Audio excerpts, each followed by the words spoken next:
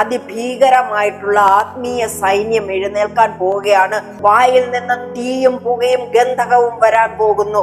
അപ്പൊ തീ വന്ന് മൊത്തം തീയില് ചുട്ടഴിക്കുന്ന രീതിയിൽ 1/3 അവിടെ വെന്ത് മരണത്തിലേക്ക് പോകുന്നത്. അപ്പൊ തീ വരുന്നുണ്ട്, പുക വരുന്നുണ്ട്, ഗന്ധകം വരുന്നുണ്ട്. ഇത് 3-ലൂടെ മനുഷ്യരിൽ 1/3 ഭാഗത്തെ അവിടെ നശിപ്പിക്കാൻ വേണ്ടിയിട്ട് ദൈവത്തിന്റെ പദ്ധതിയിലുണ്ട്. ആ പദ്ധതിയിൽ പെട്ടുപോകാതെ ദൈവം ദാനമായി തരുന്ന രക്ഷയിലേക്ക് വാ. നിങ്ങളെ വിളിക്കുകയാണ്. ആ രക്ഷയിലേക്ക് നിങ്ങൾ വാ. ഈ പദ്ധതിയിലല്ല നമ്മൾക്ക് പോകേണ്ടുന്നത്.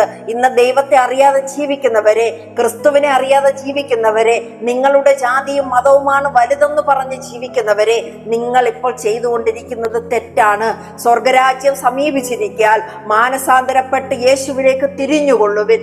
അവിടെയാണ് നിങ്ങൾക്ക് രക്ഷയുള്ളത്. ഇല്ലെങ്കിൽ ഈ തീയും പുകയും ഗന്ധകത്തിലും പെട്ട് നിങ്ങൾ നശിച്ചു പോകാനിടയാകും.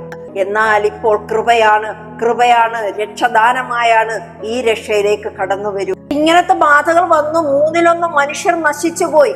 എന്നിട്ടും മനുഷ്യർക്ക് വിവരം വെക്കുന്നില്ലെന്നേ. ഇങ്ങനെയൊക്കെ നമ്മളിരുന്ന് വിളിച്ചു പറയുന്നുണ്ട്. ഇതെല്ലാം കൺമുന്നിൽ കാണുന്നുണ്ട്. ഇത്രത്തോളം കാണുന്നില്ല, പക്ഷെ ചില ആരംഭങ്ങളും കാര്യങ്ങളും ഒക്കെ കാണുന്നുണ്ട്. ഒരുപാട് ആൾക്കാർ ഈ ക്രിസ്തുവിന്റെ സുവിശേഷത്തെ വിവരിക്കുന്നുണ്ട്. പക്ഷെ ഇതെല്ലാം ഉണ്ടായിട്ടും ആൾക്കാർ മാനസാന്തരപ്പെടുന്നില്ല. ഇവിടെ 1/3 മരിച്ചതിന് ശേഷവും മനുഷ്യർ മാനസാന്തരപ്പെടാതെ അവർ തുടർന്നു വന്നത് ദുർഭൂത ആരാധനകളും വിഗ്രഹാരാധനകളും, അതായത് കാണാനും കേൾക്കാനും നടക്കാനും കഴിയാത്ത വിഗ്രഹങ്ങളെ ആരാധിച്ചുകൊണ്ട് മുന്നോട്ട് പോകുന്ന രീതിയാണ് മനുഷ്യർ വീണ്ടും തുടർന്നത്. അവർ മാനസാന്തരപ്പെട്ടില്ല. ഇത്രയും കണ്ടിട്ടും, ഇത്രയും കേട്ടിട്ടും, ഇത്രയും മരണം കണ്ടിട്ടും, ഇത്രയും മനുഷ്യരുടെ കഷ്ടതകൾ കണ്ടിട്ടും മനുഷ്യർ മാനസാന്തരപ്പെടുന്നില്ല. എന്നാൽ ഇവിടെ ദൈവം വീണ്ടും ഓർമ്മിപ്പിക്കുകയാണ് നിങ്ങളോട് ദൈവം കെഞ്ചി പറയാണ്. ദൈവം കെഞ്ചി പറയാന്ന് പറഞ്ഞു കഴിഞ്ഞാൽ ദൈവം ഇപ്പോൾ സംസാരിക്കുന്നതെല്ലാം മനുഷ്യരിലൂടെയാണ്. ഈ മനുഷ്യരിലൂടെ സംസാരിക്കുന്നത് നിങ്ങളുടെ ആത്മാവ് അത്രയും വിലപിടിപ്പുള്ളതാണ്. ദൈവസന്നിധിയിൽ അത് അമൂല്യമാണ്. ആ ഒരു ആത്മാവിനെ നിങ്ങൾ നഷ്ടപ്പെടുത്തി കളയരുതേ. കർത്താവിലേക്ക് നിങ്ങൾ മടങ്ങി വാ. നിങ്ങൾക്കൊരു മാനസാന്തരം വരട്ടെ. ഇല്ല എന്നുണ്ടെങ്കിൽ ഈ അനർത്ഥങ്ങളിൽ പെട്ട് നിങ്ങൾ നശിച്ചു പോകും.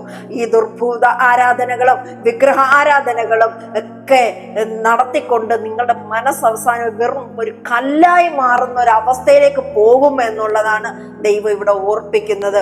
എന്നാൽ ഇതിൽ നിന്നൊക്കെ നിങ്ങൾ വിട്ടുമാറി വാ.